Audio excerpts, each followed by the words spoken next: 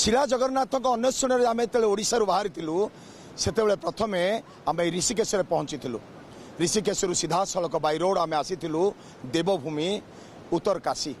ये देवभूमि उत्तर काशी रे पहुंचवा क्षणी आमको एक अनुभूति आसीथिला, एक आध्यात्मिक अनुभूति एवं आमर जो मिशन थिला जे आमे शिला जगन्नाथ निकट में पहुंचबू ताहा निश्चित भाव में पूर्ण होईची। 2 दिन व्यापी पहाड़ उपरे अवस्थापित थिबा शिला जगन्नाथ मंदिर आमे ए कैमरा रे सारा विश्व को देखैबा परे पहाड़ रे जीवन कटौथिबा से पहाड़ी लोक मानकर जीवन जीविका शिक्षा सबु किछि आमे संग्रह करिथिलु। टेक्निक तथ्य आमे संग्रह करिबा परे पुनर्बार आमे उत्तर काशी फेरिथिलु। आ उत्तर काशी रे पहुंचीबा क्षणी आम नजर को आसतिला एक आश्रम। से आश्रम होची श्री कैलाश आश्रम। से श्री कैलाश आश्रम के बारे में जब हमने पता किया तब हमको पता चला कि एठी शिक्षा ग्रहण करुछंती अनेक विद्यार्थी छोट छोट कम बयस रु से माने एठी शिक्षा ग्रहण करुछंती। संस्कृत विषय रे, वेद विषय रे, शास्त्र विषय रे ये सब किसी शिक्षा ग्रहण करुछंती। आम सहित मिलिथिले से मुखिया जे श्री कैलाश आश्रम रो जे अछंती जो स्वामी जी श्री सिद्धेश्वरानंद तांको सहित सीधा सड़क कथा हेबा प्रकृत तांकर नाम जानिबा। सारा हमारा कार्यक्रम को स्वागत है। हाँ, स्वागत है, नमस्ते। आपसे मिलकर हमको बहुत अच्छा लगा, लेकिन थोड़ा आपका नाम उच्चारण करने से हम थोड़ा आपका थोड़ा नाम बता दीजिएगा। स्वामी सिद्धेश्वरानंद। स्वामी सिद्धेश्वरानंद। मैं आपसे ये जानना चाहता हूँ, हम जो जगह पे खड़े हैं ये बड़ा पवित्र भूमि है, देव भूमि है और ये एक आध्यात्मिक भूमि है। सारी की सारी जो जिंदगी हो जाता है अगर आध्यात्मिक भावना ना हो तो वो जिंदगी नहीं होता, ये समझते हम। क्योंकि हम जगन्नाथपुरी से आए हैं, हमें उत्कल से आए हैं और वहाँ एक देवभूमि से आए हैं, दूसरा देवभूमि के। तो यहाँ हमको नजर आया ये भागीरथी का नदी, ये भागीरथी नदी बहते जा रही है। ये कहाँ से निकले है और इसका हमने सुना है 2 धारा है, एक भागीरथी एक अलकनंदा। ये दोनों मिलते हैं, आगे गंगा बन जाते हैं। पूरा इसका कहानी बताएंगे हमको। जी जी, ये जो भागीरथी है ये भागीरथी गौमुख से ही निकलकर देवप्रयाग तक जाता है। गौमुख से देवप्रयाग, तो वहाँ जो बद्रीनाथ से वहाँ जो गंगा जी है उनका नाम है अलकनंदा।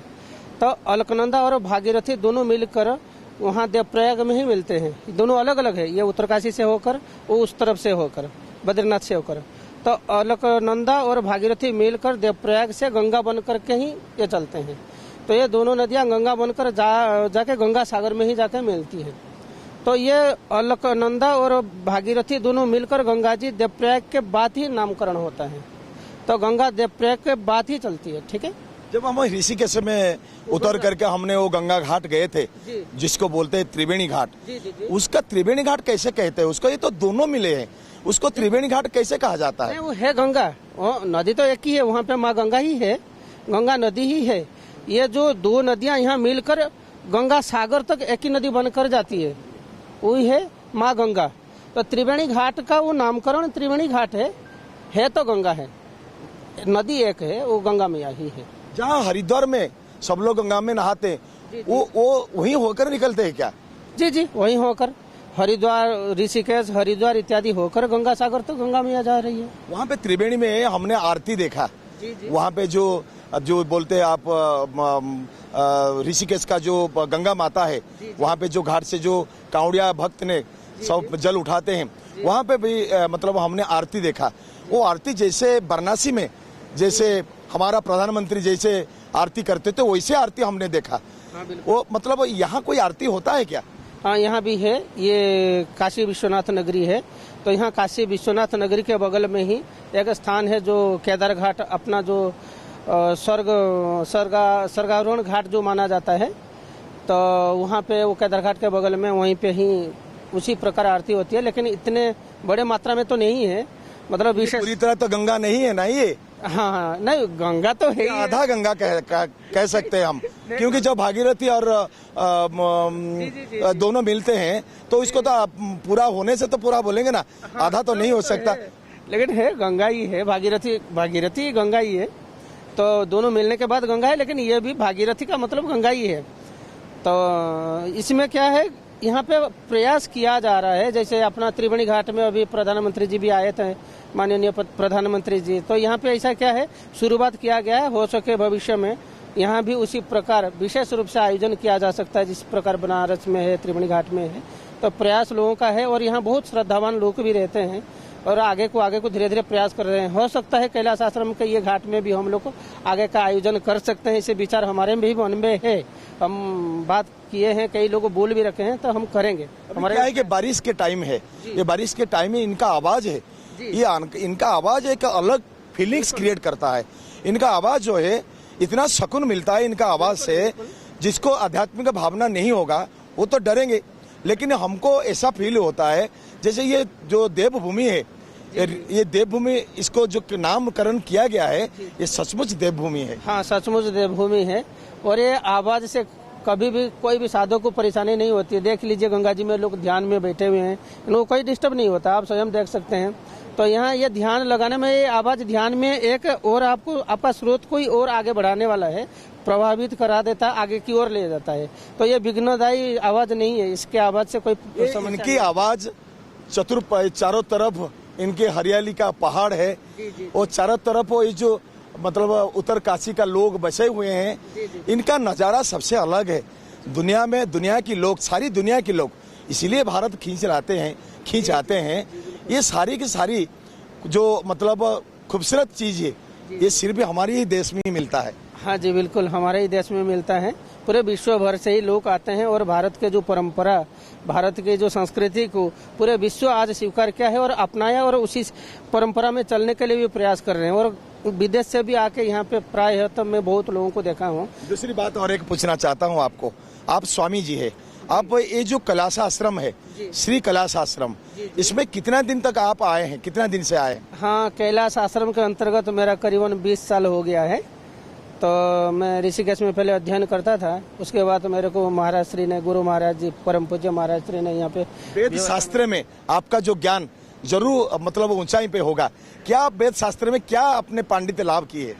वेद शास्त्र पे कई 6 दर्शन है, तो 6 दर्शन पढ़ाया गया है। यही पढ़ाया गया है कि सतमार्ग में चलना है, अपना आत्मकल्याण करना है, सब मतलब लोगों के परोपकार करना है, सेवा करनी है और ज्ञान प्राप्त करना, यही होता है वेद में जो दिया गया है। हमने एक चीज आपका खूबियां देखा है, हमने हर बात में आपका जो मुस्कुराहट आता है, ये सबको मतलब किसी को दुखी नहीं देखना चाहते आप। हर कोई आपको मुस्कुराहट देकर वो खुशी हो जाएगा। मतलब ये मतलब स्वामी जी के बाद ये मुस्कुराहट है कि स्वामी जी से पहले ही मुस्कुराहट है? नहीं, वो तो मुझे याद नहीं है, स्मरण तो है ही नहीं। बट जो भी अध्ययन के बाद गुरु की कृपा रही, जो कि दुखी किसके लिए होना है, जो होना वो तो होगा। पर मन में जो शारीरिक समस्याएं अथवा शरीर संबंधी समस्या को लेकर दुखी का कोई लाभ नहीं, सुख तो मन में ही होता है।